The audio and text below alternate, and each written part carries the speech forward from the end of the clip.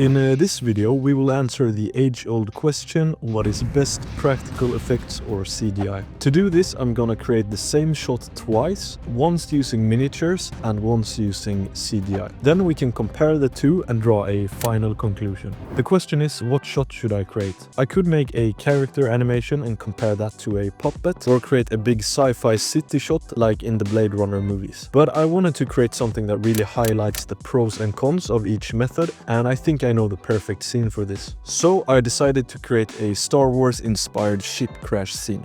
This way we get some miniature work as well as some destruction effects, which I just happen to specialize in 3D. First off, we need to design our spaceship, both in 3D and as a miniature. Now, in movies like the original Star Wars trilogy, the miniature spaceships had to be created by hand, basically gluing a bunch of scrap pieces together until they get the iconic designs that we know and love. But this takes a lot of time, and to be able to make a fair comparison, I need the CG and the practical ship to match perfectly. So I decided to first design the ship in Blender and then use a 3D printer to print out a physical copy of it. So I opened up a fresh scene in Blender and started working on my ship design. This took more tries than I want to admit, since hard surface modeling is way harder than it looks. I iterated this design right here multiple times, but I didn't love the aesthetics of it, so I scrapped that entire design and started over. But this time drawing a lot more inspiration from the gritty, functional design of the Star Wars look. After many hours of modeling, I ended up with this design right here. Before doing anything else, I transferred this 3D file to my printer and started the print, which would take a couple of hours to finish. And while that was printing, I started working on my miniature terrain for the practical scene. To be completely fair, this comparison might be a little bit biased, since I have much more experience in working with 3D than I have with miniatures. Luckily, I can bridge that gap using this video's sponsor, Skillshare. You probably already know that Skillshare is the world's largest online learning community made by creators for creators. But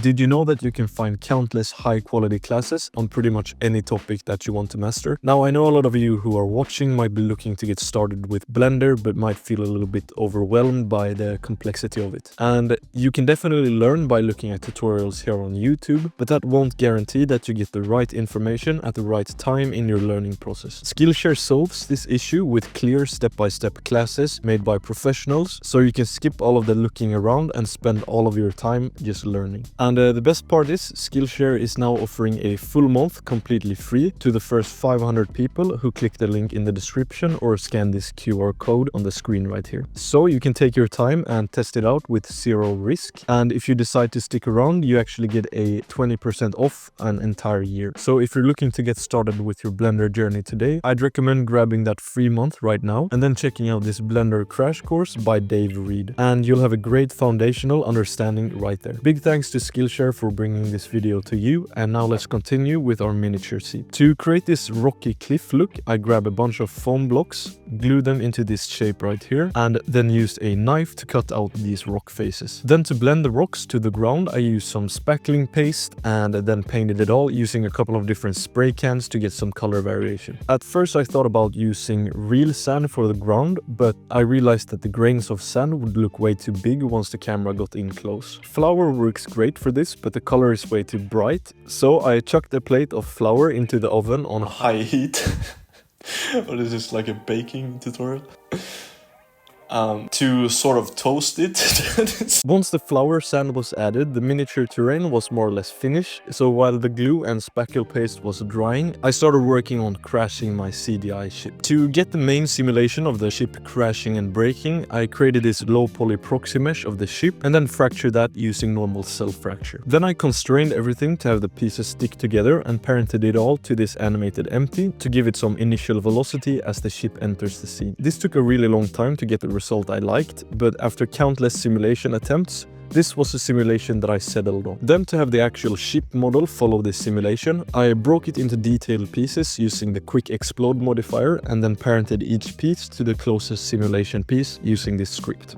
To top it off, I added some additional bits and pieces inside the ship to give it some volume, and also brought in this seat model. But naturally we'll need to simulate the smoke and particle effects on top of this to make it look believable. With our practical shot, we don't really need to worry about that, since the particle effects sort of come for free. However, we still need to find a way to achieve the illusion of the miniature ship flying. And to do this, I used the oldest trick in the book, fishing wire. This allowed me to capture these flying shots on green screen, and for the crashing shots, I decided to simply throw the model onto the terrain. So I put out some smoke using my smoke machine through the ship and hoped it would turn out good. To get the explosion effect, I broke the ship into pieces and tied a string to the bottom one. This way, when I pulled the string, the pieces would go flying, simulating an explosion. This was a raw footage, and with some super simple compositing, just switching the green screen to a background image, we had this result. And then to add some sparks and flames, I waited until dark and filmed this small particle effect, and then comped that into my explosion plate. Now it's time to finish the CG shot so we can make the final comparison. I brought my proxy pieces into a new blend file and set them to emit some smoke within this domain object. I used the RGB channels to emit different colored smoke from some of the pieces, and then once everything was baked to a VDB file, I brought that into my main scene and used the RGB channels to blend between 3 different volumetric materials. Some dust for the rocks and ground, some black smoke for the broken wing, and some lighter smoke from the explosion. And this gives us this really nice result where the colors sort of blend in a natural way. To bring some more detail to the fire, I decided to add a layer of sparks. So I used geometry nodes to realize these objects into one instance and use that to emit a bunch of particles. Then to have the particles follow the movement of the smoke simulation for it to blend realistically, I used a fluid flow force field. This basically lets you select your smoke sim, and then it creates a force that matches the flow of the fluid simulation. And as you can see, this results in the particles kind of flowing with the fire in a very nice way. As a final touch, I decided to add some broken wires using a cloth simulation, and after roughly 6 hours of render time, this was the final crash.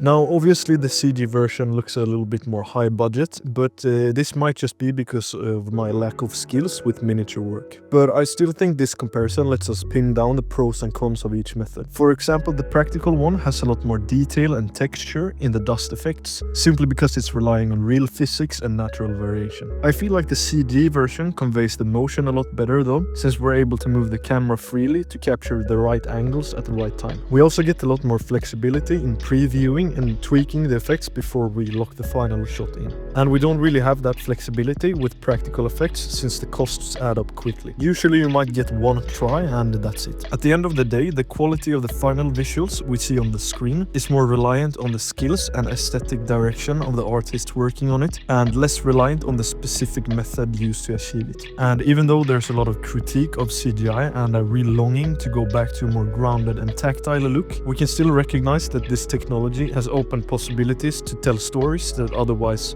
couldn't have been told. So is the CGI or practical effects better? I'd say it depends, but feel free to share your take in the comments and let me know if there's anything that I missed, and I'll see you in the next one.